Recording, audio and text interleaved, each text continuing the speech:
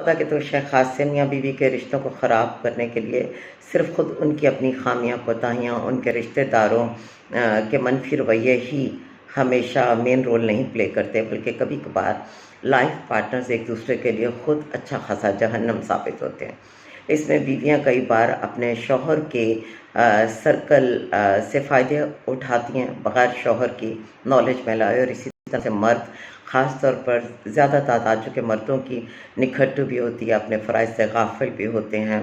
Short tempered भी होते हैं, नशा भी कर रहे होते हैं, बाज़ बुरे कामों की भी उन्हें लत होती है, जुआ वग़ैरह खेलने की। तो ऐसे में मर्द क्या करते हैं कि बीवी के सर्कल में, स्पेशली अगर वो औरत वर्किंग हो, तो वहाँ से वो उधार भी ले रहे होते हैं, बाला ही बाला उनके सर्कल से कोई कारोबारी डील्स करने की कोशिश करके पैसा पकड़ते हैं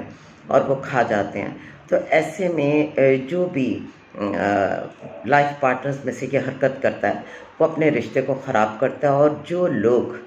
इस तरह से डायरेक्ट डीलिंग करते हैं उन दोनों के सर्कल में, वो भी अपने एहतराम और अपने एतबार को ठेस पहुंचाते हैं। सो आप मियाँ बीवी हैं, एक दूसरे पर एतमाद कीजिए, अगर नुकसान भी पहुंचाना है तो एक दूसरे को पहुंचाएं, और खुदारा एक दूसरे के सर्कल को, रिश्तों को महफूज रखें।